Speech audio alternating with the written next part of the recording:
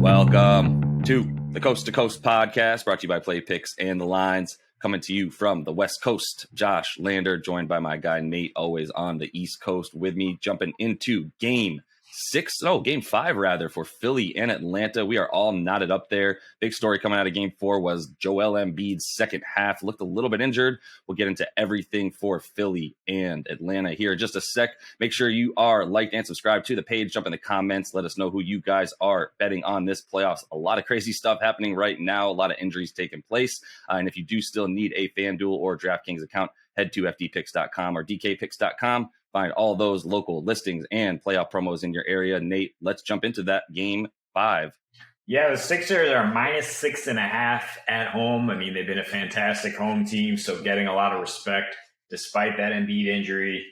The Hawks are plus 220 to pull out the road upset, and the total sits at 223.5. And Josh, he didn't just look a little injured. He shot 4 for 20 from the field. He shot 0 for 12 in the second half. That 4 for 20 is tied for the worst performance in the playoffs in 25 years. Yeah. And yet, despite all that, the Sixers had a chance to win. I mean, go up by 1 with 7 seconds left. Great play drawn up by Doc Rivers to get Embiid a layup that he blew. So I don't think you necessarily lose confidence in this team as a whole, right? I just think that it's not the kind of thing we were talking about in game 3 and 4, where it looked like Embiid just was throwing Capella around like a rag doll, and there was no doubt Philly's going to roll. I think this one's going to be close. Absolutely. If you don't have the big fella playing the way he's been known to play, I mean, if he's really as hobbled as he was last game, I mean, he's going to be a liability on defense. He's going to be, he was a liability on offense. He was hunting for fouls. He was unable to jump. So the Hawks will be able to capitalize on that. And I'm looking at just more defense being played on both sides. The Hawks made a key adjustment, starting Solomon Hill in game 4 instead of Kevin Huerter. Big time trade in terms of defense over offense there. And lo and behold, we get a total of 203 in Atlanta. I know the Sixers score a lot more at home, but that is obviously contingent on Embiid dominating. Yeah. The Hawks have gone under in 9 of their last 12 games overall. They've covered in 8 of their last 11 as they continue to search for that respect. I like a Hawks cover 6.5 and under 223 to get plus 280 at DraftKings.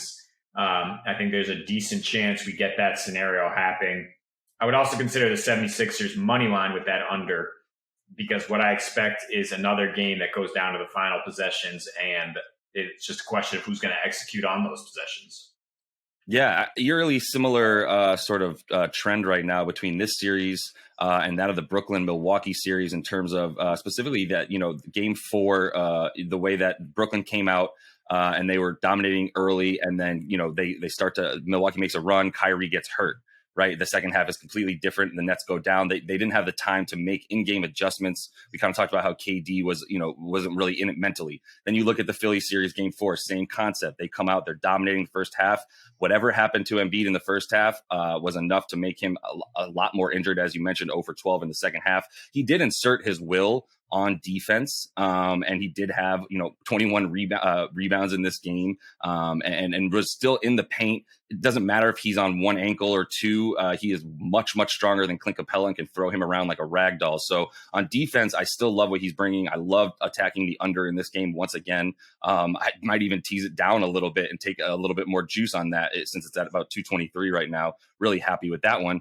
But for the actual way that this game goes, I do think it's going to be close as well. But I think another similarity is, we saw KD have time to set himself mentally for game 5 and come in and have an incredible performance. I think the same can be said for Philly, where, their game plan was clear coming in the first half on offense. Give the ball to the big fella and let him eat. And if he wants to get some assists, as he had 4 in that game, we're happy to let him pass out of it. And that was exactly what they tried to do in the second half when he was clearly not the same player. I think the adjustment to be made there obviously is what is the difference in our offense besides put Embiid either on the high post or in the extended wing down low, and get him the ball with some space to either face up or just back Capella down and then make his move or find shooters. I think that can't be the play anymore. I'm not going to attack Embiid's assists the way that I did in the last game, expecting him to get doubled and have to pass out of it. I'm expecting him to either be on the receiving end at the end of plays rather than the initiator at this point. And we're going to really need Ben Simmons, Seth Curry, and at this point, Korkmaz without Danny Green to come in and provide some of that. I think also you'll see a little bit more Tyrese Maxey, someone who can, attack the rim and Embiid won't quite be in there. I don't think standing down low, waiting for the ball as much, which means there's more lanes for drivers such as Tyrese Maxey and guys like that. I think you can definitely expect to take some of those more role player props. I know we both love Seth Curry. We've been loving him since the beginning of the year. I heard Jeff Van Gundy say that Seth Curry was a very underrated pickup recently. And I was like, I don't think it's that underrated, actually. I think anybody who knows basketball is very aware that Seth Curry is much more than just a shooter, as he's been able to put the ball on the floor and make some things happen as well. So I like his over 14.5 points. I love the under. I agree with you. If you want to take the points for Atlanta, I would feel much better about that than 6.5 favored for Philly. But I do think Philly does pull this game out with those adjustments that they make, so that you could like the money line under parlay there, or you could just like the points parlay there for Atlanta. Either way, that's definitely what I'm eyeing in this game 5 here. And you danced around everyone but Tobias Harris, I think. Oh, right. That's the underrated guy here. Quietly has 20-plus points in 7 straight playoff games. I think you're totally on the nose in terms of the Sixers developing a different type of game plan for this one, where it's more about Simmons and Tobias Harris initiating as slashers. Tobias has a 28.2% usage rate without Embiid on the floor this season.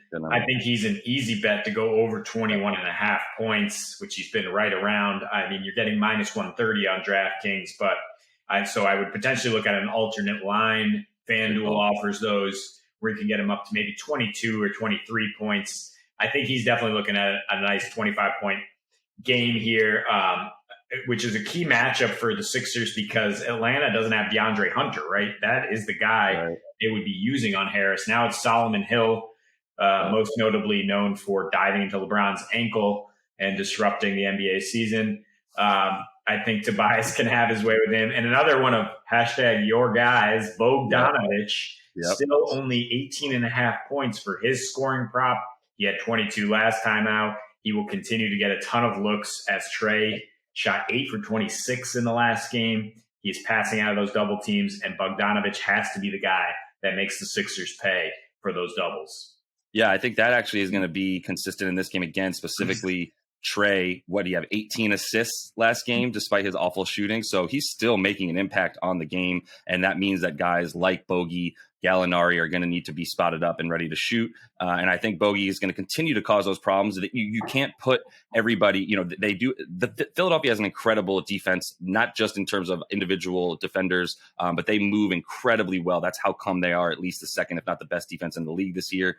And so, I think you can expect exactly what you're saying. Bogey to continue to be open and then Trae to continue to be locked up, but you might like his assists. So, if I'm going to look at anything on Philly's offensive side of the ball as well, to your point, it's what happens when Embiid is not as effective. And to your point, at 100%, Tobias has had 20 points, I believe, in 7 or 8 straight playoff games at this point. I don't love taking Tobias's props when Embiid is on the floor because you see Embiid as the go-to in crunch time whenever they need a bucket. That won't be the case now. Now their most offensive, reliable scorer with the ball in his hands, creating for himself, is Tobias Harris with his size, ability to back guys down and make a ton of shots from all over the court. So, yeah, I think you definitely eye 22 points at least for Tobias Harris in this game, and then continue, as I said, maybe to look at Trae over 10 assists as well, as I think that'll be a trend that continues for Atlanta. Either way, Nate, going to be a pretty good game, I think. With that Embiid injury, this definitely is a lot more even of a 1-4 matchup than we might have, or 1-5 matchup than we might have expected. But we'll be looking to see exactly what comes out of that game for you guys. Back with another video for you very soon. Make sure you are liked and subscribed to that page. Jump in those comments. And until we see y'all next, happy betting.